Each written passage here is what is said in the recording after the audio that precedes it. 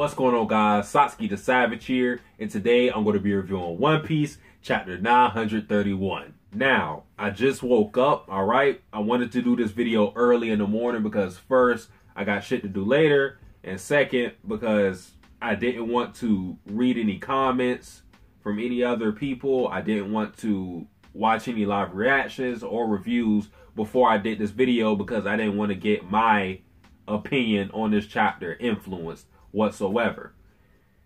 It's been a while since One Piece has made me feel the swing of emotions in one chapter.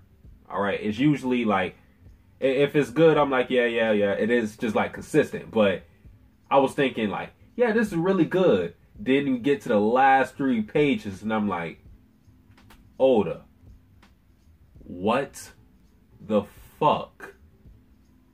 What the fuck was that? Like, my nigga, what? No.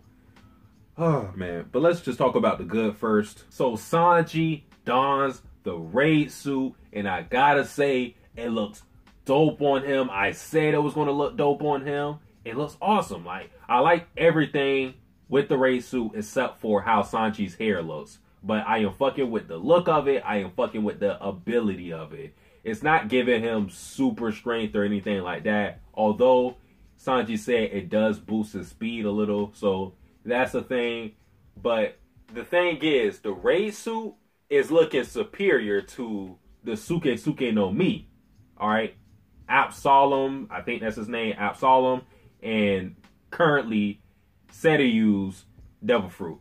It's looking superior because he still has the benefits of being invisible, but he doesn't have the drawbacks of the Devil Fruit. Sanji can still swim with this raid suit on, and if he wanted to, he could still eat a Devil Fruit. He's not going to do that, but it's like, with this raid suit, as long as it's durable, as long as an opponent can't just break it or some shit, the raid suit, Sanji's raid suit, is superior to the Suke no Mi because he can still swim. And he doesn't have to be fucked up by a sea stone or anything like that. So, yeah, that's a thing. But the weird thing that happened when Sanji put on the raid suit was that it played the German theme song. It's just weird to me because Sanji is trying to be incognito, but the shit is up there like, it's like, German nigga, I'm from German nigga, did you forget German, I rap German nigga. It's like, you're trying to be discreet, but this shit is blatantly telling your opponent that you're a part of Germa. And they're famous, alright? They may not be known in Wano since Wano is kind of like cut off from the rest of the outside world, but still, like, if you want to stay stealthy, that's probably not the way to do it, but I mean, shit, the raid suit makes them invisible, so that's as stealthy as you can get. But with the aid of the raid suit, Sanji is kicking Page One's ass. Alright, the fight wasn't finished. Sanji may have off-screened this dude. I'm not sure because the last thing we seen was Sanji flying in the air. He went for a kick on Page One, and then we saw Law and Frankie running away. Alright, so I don't know if he beat him or not. But honestly, I don't even think he needed the raid suit to beat him because Page One looks like fodder material. Although it seems like he has a higher rank in Kaido's army. He doesn't seem like the type of dude that Sanji would need to struggle against.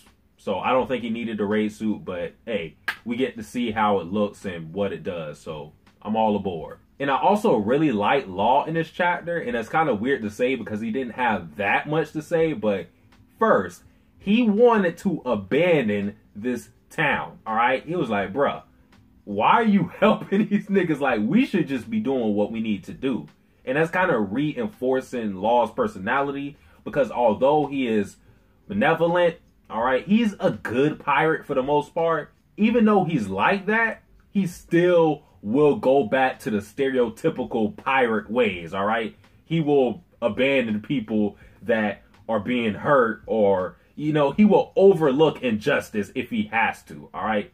Luffy, Sanji, Straw Hat, the rest of the Straw Hats, they're not doing that, but Law, he may look at you, get your ass beaten, he's like, yo, I got shit to do, I ain't see nothing. Like, I like that. And also the fact that Law knew about the Stealth Black, like he's like low-key a nerd. He was like, yeah, I used to read the comics.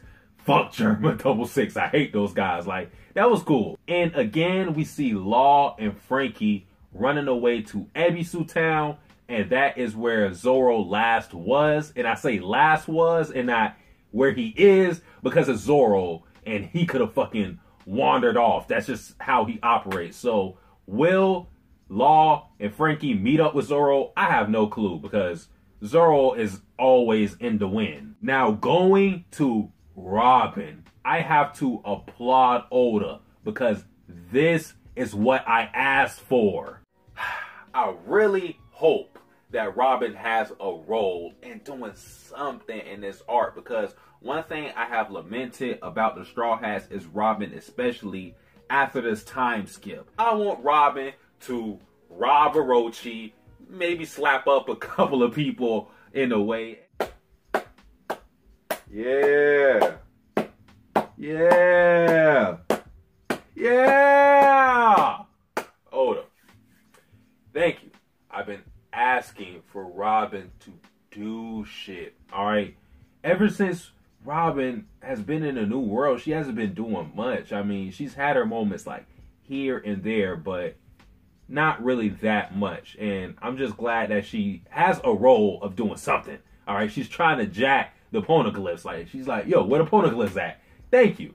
And I also like the fact, and I appreciate that Orochi's ninja squad was on that shit immediately.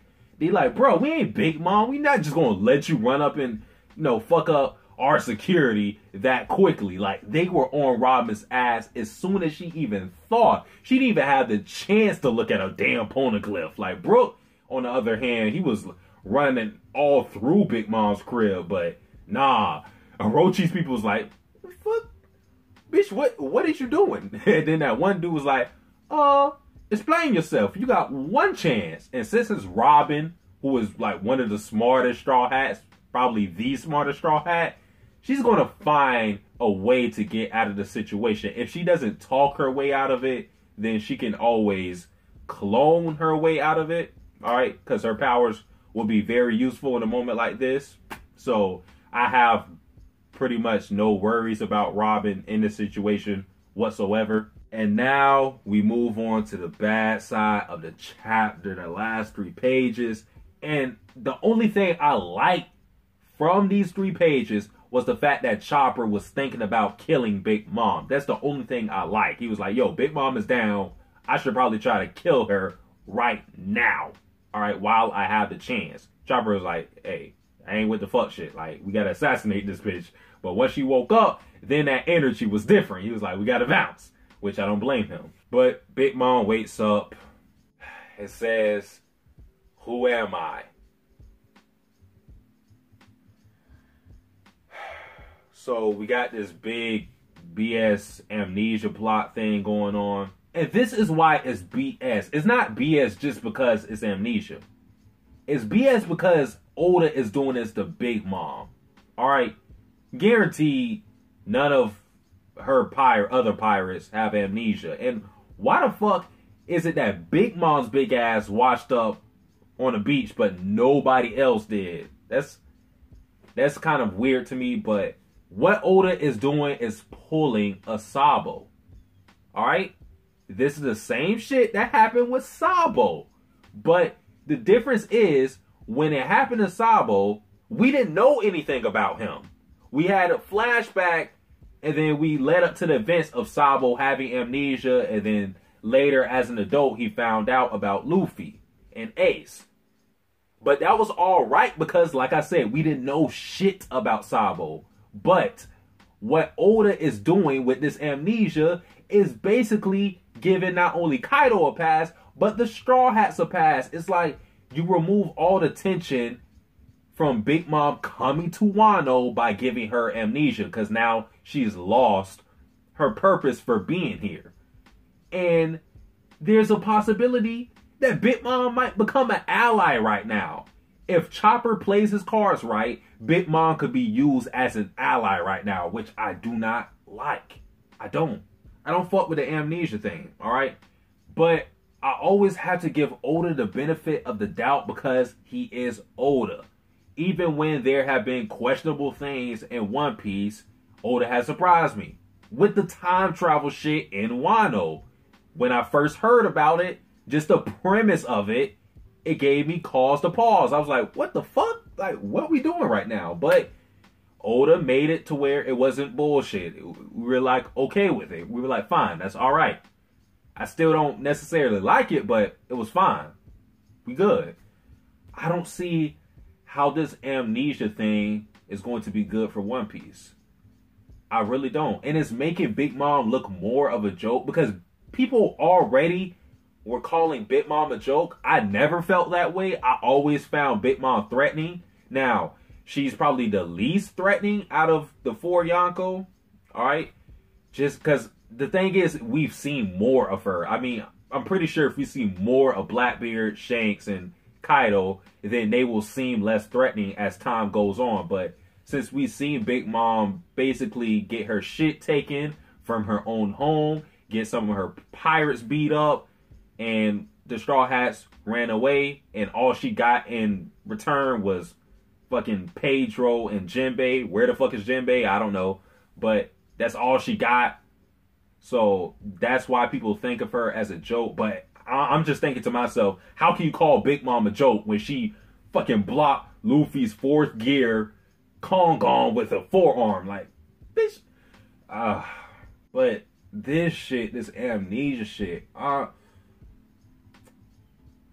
I said, I'm not fucking with it. I don't see how it's going to be a good thing. We gonna see what Oda has to play, but I don't know, man. Like, I don't know, man. I don't know. But that's pretty much it for my thoughts on the chapter. Overall, it was an okay chapter. Everything was good up until the last 3 pages. The last 3 pages were trash. That's just what I think, but everything else was good. Alright, so, yeah. If you like this review, like, comment, subscribe. Satsuki the Savage, out.